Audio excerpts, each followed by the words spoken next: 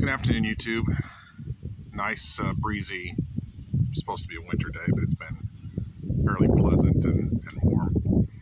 Today I was going to talk about a quote I found from the Yellowstone series. I don't know if any of you watched that or not. And me growing up in Wyoming and kind of remembering the value systems of some of these older folks that I remember as a child are kind of reflected in the protagonist, John Dutton, the patriarch of this sort of ranch in Montana, right?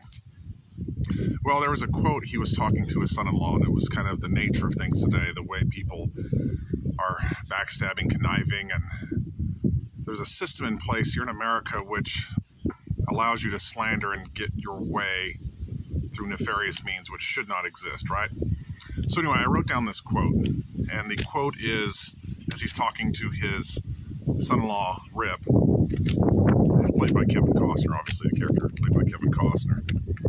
He says, "Cowards rule the world these days, with coward rules and coward customs. To succeed today, all you gotta know is how to blame and complain. I truly believe it's survival of the un-fittest." Okay? Now, in that segment, he was kind of briefly talking about how his ancestors had to fight, survive, and brochure this land, to get this land. And it got me to really reflecting, because lately my son, he has spent almost a year living with his mom, okay? Now, I had no intention of bringing my ex-wife into this conversation, but she's kind of a good example here to use. And, I've been split from her for a good 20 years. I'm almost 50 years old, okay?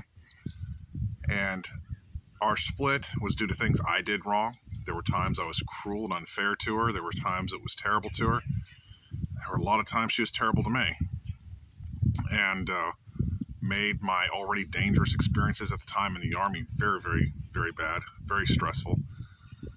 And like I said, I hate to bring her into this, but my son made it known to me that she was, along with her new husband, and her husband's recently out of prison. He was stealing copper. He was a drug addict. And I had nothing against either one of them. I've been kind of like doing my own thing, trying to live a positive life for all these years. And my ex has a habit of vilifying all her exes. Okay, she's gone through a lot of men since me back in the day. Anyway.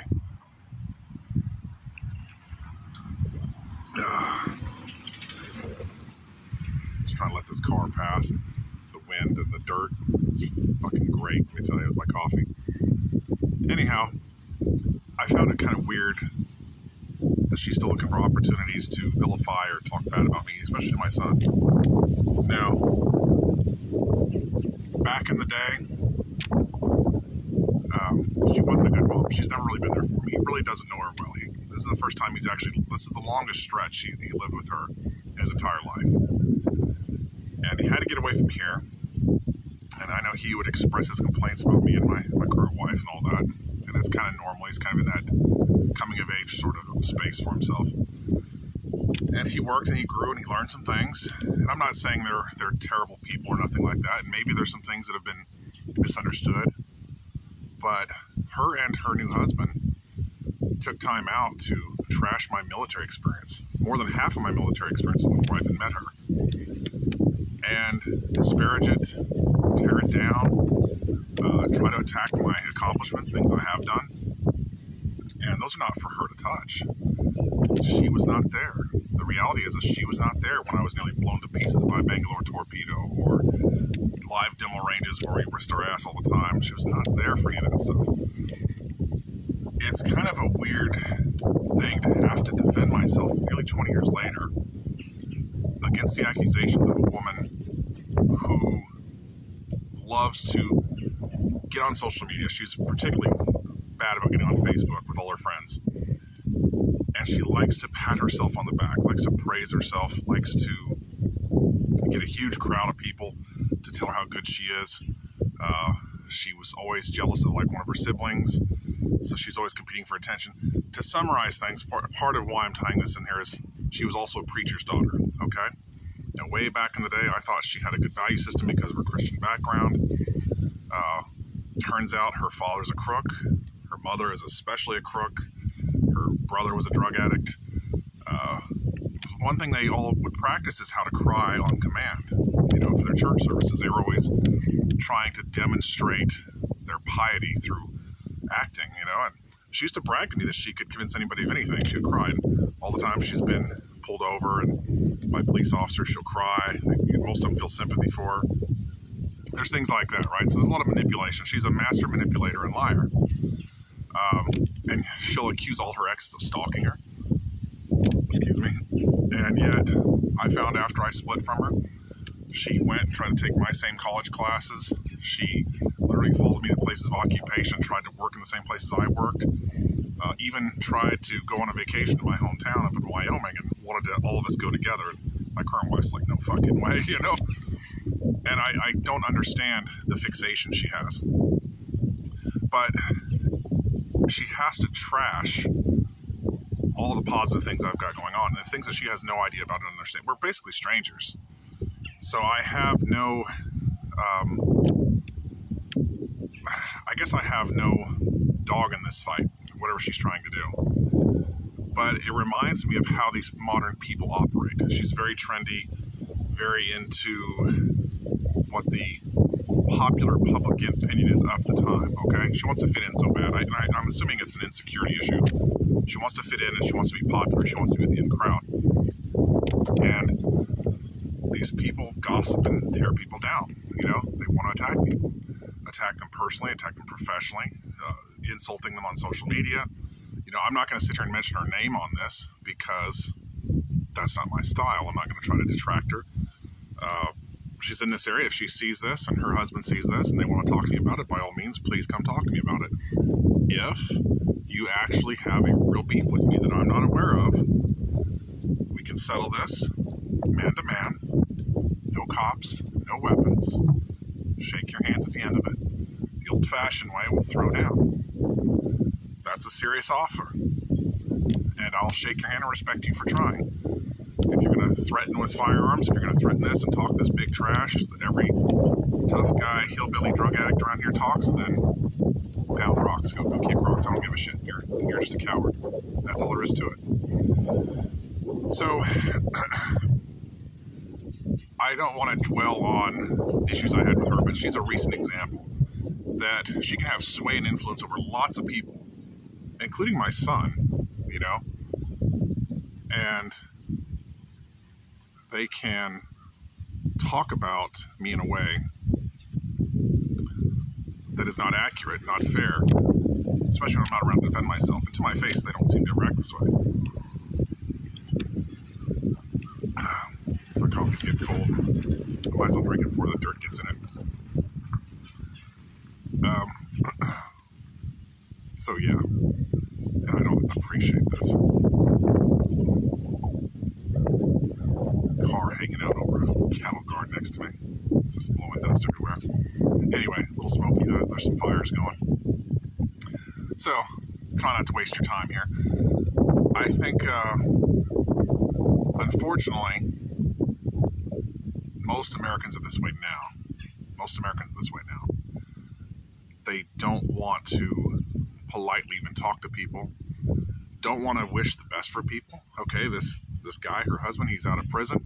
I had my misgivings at first because I'm like, okay, I dealt with inmates before. I've worked in those kind of corrections environments. I know how they can be. But all I've seen is a guy who's trying to reconnect to his family, work hard. He seems to be maintaining he seems to be clean. Don't know. My ex-wife has tried to go out of her way to befriend all my friends that used to be on social media with me. And I kind of avoid them now because it's like, hey, you're dealing with her. I try to take toxic people out of my life. That includes family members. I get toxic people out of my life. I don't want to waste them. I've had a great run here recently. I've been accomplishing more things since I've re-embraced this Germanic heathenry. I have had more success and opportunities for success, the right state of mind, the right motivations. It's been a very good thing for me. It's been wonderful. And I wish the same for most everybody I meet. I want to see the best in everybody. And I found that, and I know I'm not the only one who's experienced this. And I'm not talking about just relationships, but also our professional lives, our as we see things play out in our culture as a whole. And I'm talking specifically more about Americans, but others of you might relate to this as well. But America cannot sustain itself with a bunch of dishonorable cowards who just play this system, play this dishonest system of blame and complain, and who look to undermine others who are trying to be successful. This isn't going to work out. It's never going to work out. It's our society is going to shit. We know this. We feel it. There's some good things about it. There's still good people in it, and I'm saying this across all generations. I know people talk shit about boomers. We talk about the young kids coming up and all this. I get that too. But there's good examples and bad examples in all generations. I'm just wondering, what is the solution? And I'll probably expound on this later. I'm wanting to talk more about this. And listen, when I make these videos, like I make this video for my son, I talk to him extensively about the things that she said about me. And unlike her, I proved that she was wrong. You know, needless to say, I had video and things like that to prove that she was wrong about me and what I did. But oftentimes we don't have that luxury. People can just make up unfounded shit about you and run with it, and their mindless followers will just believe them. We're in an era of slander, and America has become the land of the big mouth, you know? Big mouths and no action. They don't back it up. So how do we fix this? I don't know if we're going to be able to fix this. I think it's going to take a massive calamity to wake everybody up and shake them up. You know, my grandparents were the World War II generation. They grew up in the Great Depression, and they fought in the World War that literally lost their lives. You know, I'm like, they understood hardship. They understood how other people had it in other places too. You know, my own travels in the military, I've seen places that really struggled, but I've also seen places that seem to be impoverished compared to us as Americans as far as material resources go, and yet they are wonderful people with class, with dignity, with character, with these attributes that are sorely lacking in modern Americans. Modern Americans are caught up in this disgusting rat race where they're climbing over each other, willing to stab each other in the back for every little morsel of I don't know what it would be, a little notch of social status or perceived social status. I mean, I'm not into status symbols. I think that's for weak-minded people. You know, if you buy nice things because you like nice things, okay, that's good. If you buy them to compete with your neighbors, then you're weak.